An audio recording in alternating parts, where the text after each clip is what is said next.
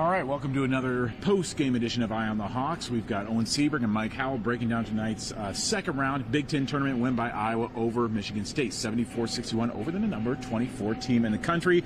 We're hanging out in the lobby of Gainbridge Fieldhouse in Indianapolis, unsure of how long we'll be able to go live on this podcast because we're getting kicked out of the media room, and who knows how long we'll be able to stay in the building. So bear with us. It's going to be kind of quick and dirty here. We'll hopefully go for 10, 15, 20 minutes or so and see how long we can stick around and recap this Big Ten Tournament. Little Eye on the Hawks after dark, huh? After Precisely. midnight. This is, we can say, the swears. So 74-61. Mike, just first off, tell me some of your maybe your biggest takeaway from tonight's win. Yeah, I kind of got two when I was thinking about it. The biggest one was Ava Hayden off the bench in that second half. Hannah Solke gets that foul. Jan kind of goes a little berserk. Yeah, jinx. Gets a technical foul. Michigan State takes the lead. And you're thinking, okay, what's going to happen here, you know? She subs in Ava Hayden, who I believe played 12 minutes, scored 11 points in the 12 minutes, and she was a force. Had about 5 or 6 rebounds, I think. Is that the number? 4 rebounds. 4 rebounds, and, you know, was just everything you'd imagine she would be when she got recruited here. Makes me think that, you know, she should get more minutes. Yeah.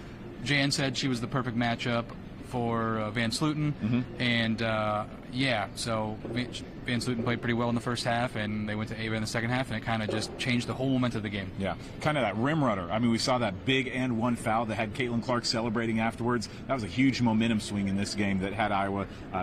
You know, they'd been kind of going back and forth in the second half, and so that was the one that kind of felt like it was a momentum swing that ultimately lifted Iowa to victory. My big takeaway. I don't know. Maybe right now I'd just say Lucy Olson. I mean, continuing to play so well. Another quiet 21 points. You know, we're not talking a ton about her just because the freshmen, the role players, have stepped up so big in this tournament. But right now, tonight, 21 points, 9 assists for Lucy Olson, 5 rebounds. She had 3 fouls, gotten a little bit of foul trouble. She had some really questionable fouls called on her tonight. I know there was an offensive one that you were scratching your head at that I'm curious to look at a little bit later tonight, see what it looks like. But Lucy Olson has been just everything you'd want her to be in this tournament.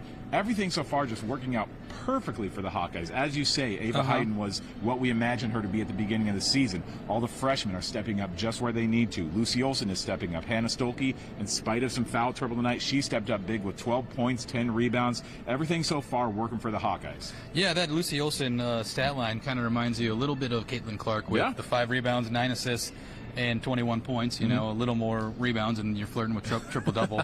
The difference from last night and this night, Lucy was the only player to score double figures last night. Today we have Hannah Stolke with 12, Taylor McCabe with 12, Lucy Olson with 21, Hannah Stolke, that was a repeat, and then Ava Hayden with 11. My other big takeaway that I mentioned earlier was the turnovers. You know, in the first game that they played in December, I believe Michigan State turned Iowa over 24 times. This game, Iowa turned Michigan State over 24 times.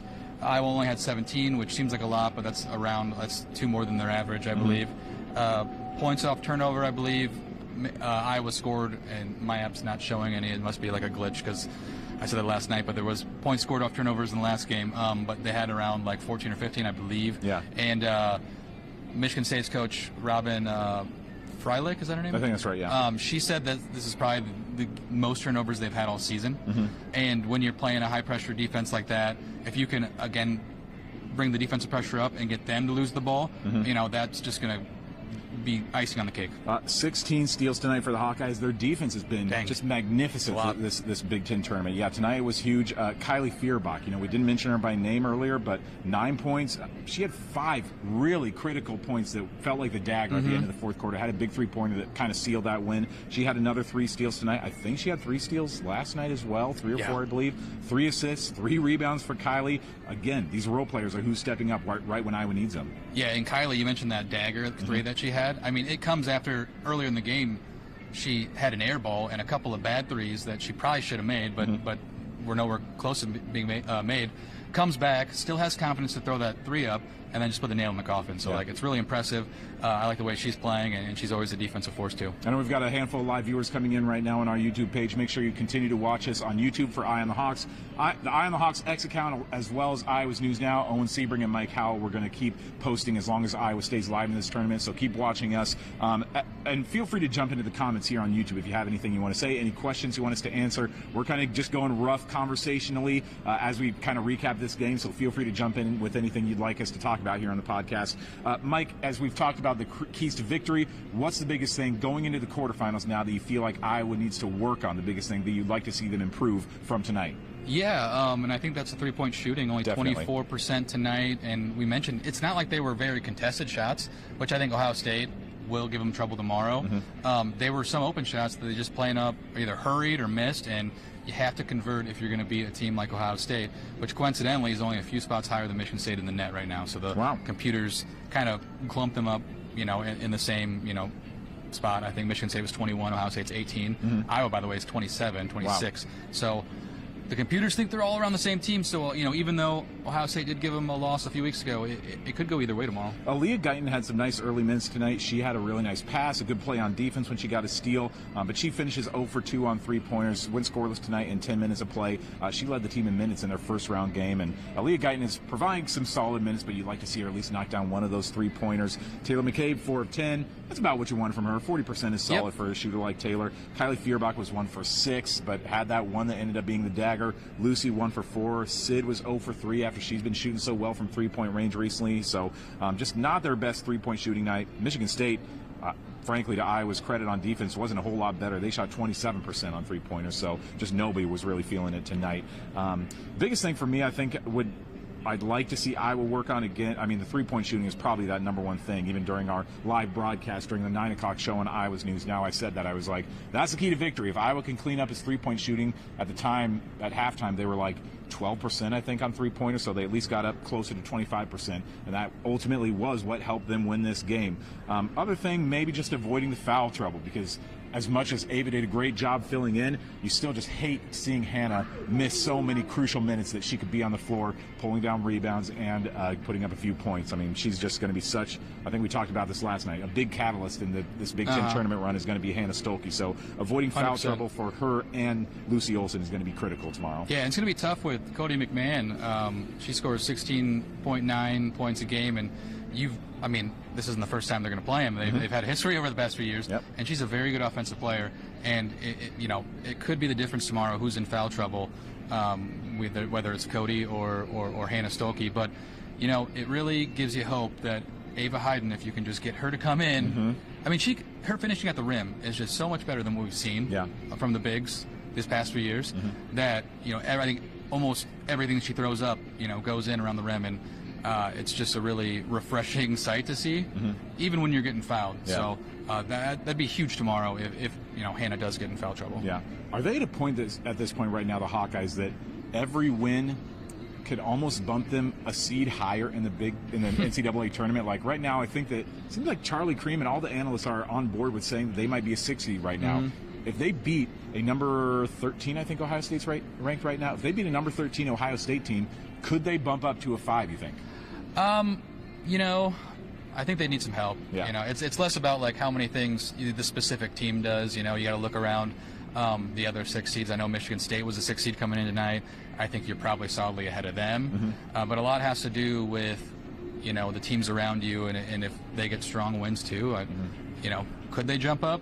I could see it, depending if they do beat Ohio State, then they'd play likely UCLA. That's another quad 1 win, and they'd be 7-6 in the quad 1, and that's pretty solid. I think USC has 14 quad 1s at the most, but a lot of teams in the top 25 are around 5, 6. Iowa has 6 with tonight's win. So could it happen? Yes. I don't know. I'm not going to predict it, but it just would be another solid win tomorrow. So that's what you got to stack solid wins, and that's how you move up those seed lines. Is this the Big Ten tournament that Iowa was hoping would play out for them? Because, I mean, you just hate running into USC or UCLA in the quarterfinals. Do you feel like Ohio State is just like, are they the perfect opponent for them in the quarters? Yeah, you're playing with house money. I feel like this game could have gone either way. Michigan State's a really good team, but now that you've won, you get a chance to play Ohio State again, the team you took to overtime in Columbus, to beat them on a neutral.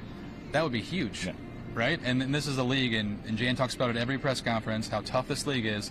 Right now, Charlie Cream has 13 teams from the Big Ten in, which is absurd. But, that's only 5 teams not making the NCAA tournament. That's crazy. Who knows if that will actually come to fruition, but there are just a number of solid teams in this league, and it'll be interesting to see in a couple weeks how well they do in the tournament when they're playing everyone. Yeah, and again, I'll remind our viewers that we've got a growing number of people tuning into this live Eye on the Hawks podcast. Feel free to jump into the comments if you have anything that you'd like us to discuss as we continue here, as we start to wrap things up, as we've kind of gone through this recap of the Iowa-Michigan State game. Another game that goes exactly according to plan, I think you'd expect from the Hawkeyes. After everything we saw to Iowa Hawkeyes, we've kind of forgotten about their huge run that they had at the end of the second quarter, and or at the end of the first quarter, beginning of the second quarter. They were down 16-12 with about a minute and a half left in the first quarter, and then went on a 16-0 run, I think, to take what would that be, a 28-16 lead. Yep. And that too felt like it was. I mean, that is maybe one of the biggest moments in the game at that point, where they were able to limit Michigan State's shots, got some good steals, played good defense. Michigan State was missing a few wide open layups, and that was exactly what kind of turned the tide in the first half for Iowa. That was definitely a huge moment in the game, and this was definitely a game of runs. Basketball is definitely a game of runs, but this one, especially after that 16-0 run, Michigan State kind of keeps it close, and then out of the third quarter, now I'm blanking on it. Oh, they had like a 6-0, 8-0 run out of halftime. Yeah.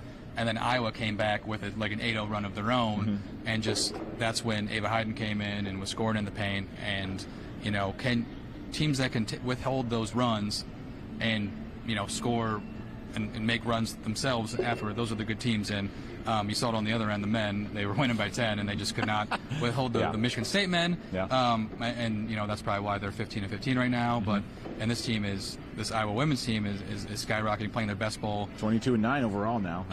Playing the best ball right when you want them to, right in March. So that's just the marking of a good team, and you love to see it. The two sources of conversation that we had after the game, a couple of big things came up. One thing is we were talking to the players down in the tunnel. Again, you can go to the Iowa's News Now YouTube page to watch some of those interviews we had with Kylie Feuerbach, Taylor McCabe, and Hannah Stoker we talked to in there. So we've got our full interviews with there up on our YouTube page. You've already got those up there, I assume, Mike? I have not. I didn't get a chance. Tune in later tonight. We'll have those up there. I'll do that once we get back to the hotel. Okay. We have a tighter turn. They're kicked us out of the media room at midnight, and people are cleaning it up now, so I wasn't able to get to it. I almost got Ava and Lucy up. Well, to give a preview of what you're going to see from those players, a couple big talking points. One is the fact that I think I overheard on the Big Ten Tournament broadcast after the game, they said, Iowa Hawkeyes, hottest team in the country right now. Now, logistically speaking, I don't know if that's totally true. I haven't done the research on who's doing well in the SEC. Washington was. Inside joke, no one knows. Minnesota coach Don Plitzway claimed that Minnesota, that Washington was the hottest team in the country. That proved to not come to fruition today as they lost to Michigan. But nevertheless, Iowa looking like it right now. I mean, they've won, what is it now, 9 out of 11? Or is it no, 10 they came in 9 12? and 11, so it'd be 10 out of 12. With their only two losses, UCLA and Ohio State. Yeah, Ohio State in overtime, UCLA by 2 on their home. I mean, on Iowa's home floor. With a job call that could have. I kid. I don't. Could have gone to go overtime. I mean, should have gone to overtime. Yeah, at least I could say about that game. But this is looking like one of the hottest teams in the country, and the Iowa players, they're starting to say that they feel like they're one of the hottest teams in the country. Every one of the players seems to keep saying it, that like they're playing their best basketball right now, and it seems to sure look like it out there. Well, the best thing now is they get a chance to beat the two teams they've lost to in those last 12 games. Right. And it starts tomorrow with Ohio State. So. And that was the next thing I was going to touch on, is that all of those Hawkeye players we were talking to seemed to they were using the term revenge tour, and that's kind of how they're approaching this Big Ten tournament. Is they got revenge against Michigan State, the team that beat them back in December, now get a chance to get revenge again against the Ohio State team that beat them just not even 3 weeks ago. I mean, that was, I think, February 17th. Who would they play in the semifinals? Would that be UCLA or USC? It'd be UCLA or Nebraska.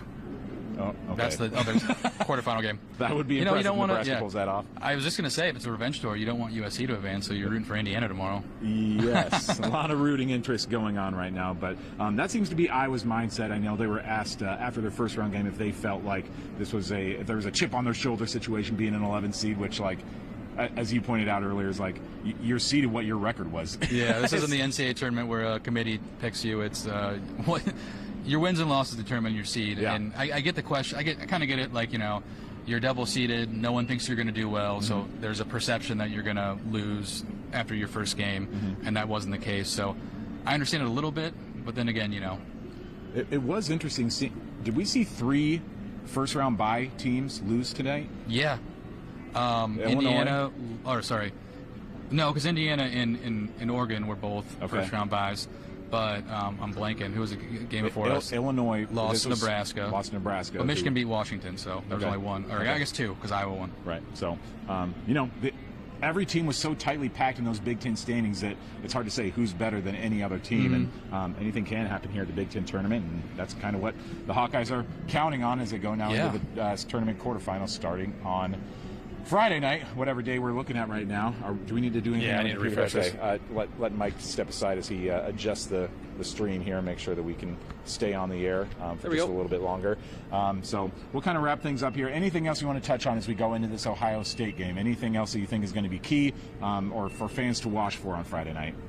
The first thing Jan talked about when she was asked about Ohio State. Now, Owen was with the players in the other room, and I sat in with Jan, Ava, and Lucy, and about 85% of the questions were just about Ava Hayden.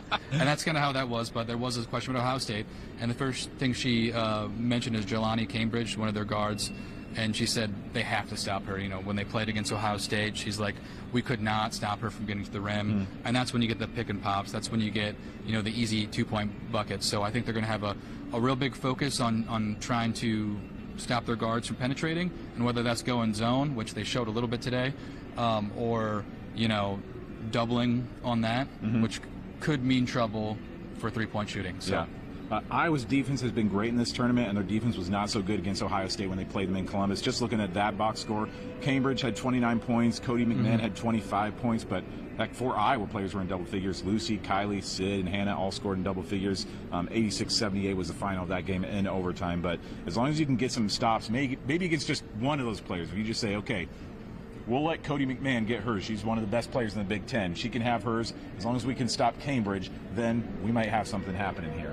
And, the first 2 games we've been here, Iowa fans have shown out. Now, the stadium hasn't been close to full, but Iowa has been the loudest fan base that I've seen. And, it did get kind of loud when Kylie hit the 3, when Ava was making her runs. And then, I think you might have jetted out to the room, but Ava was getting interviewed by BTN, and Ava Hayden standing O. So it's pretty cool to see. There's a lot of Hawkeye fans. I guarantee there'll be more tomorrow because it's Friday, and they play late. So I'm sure this will be a Hawkeye home crowd when, on the other time when they played Ohio State, it was in Columbus. So yeah, she was running off the court. I did catch her running into the tunnel, and you could hear Ava.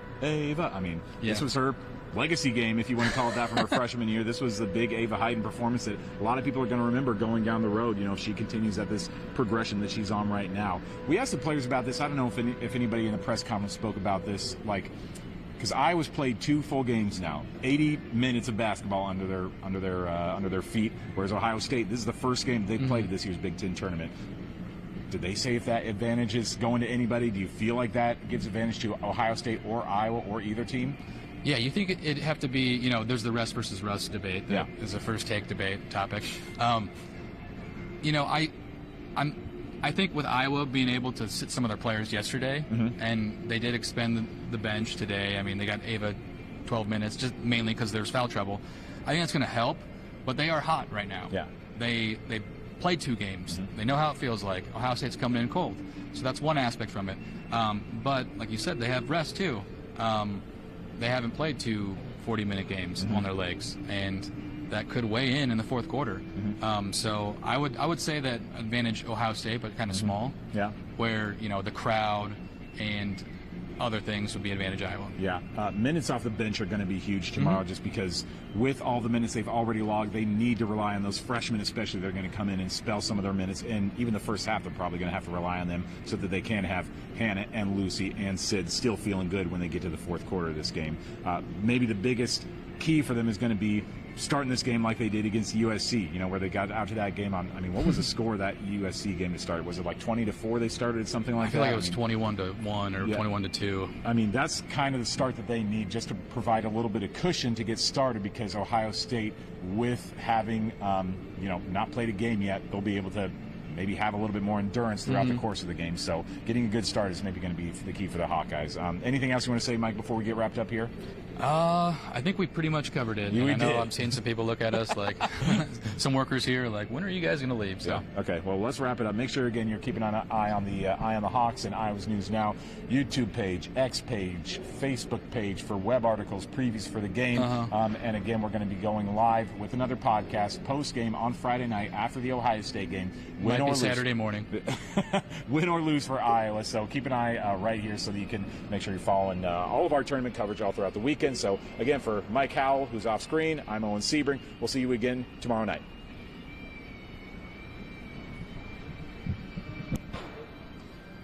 All right.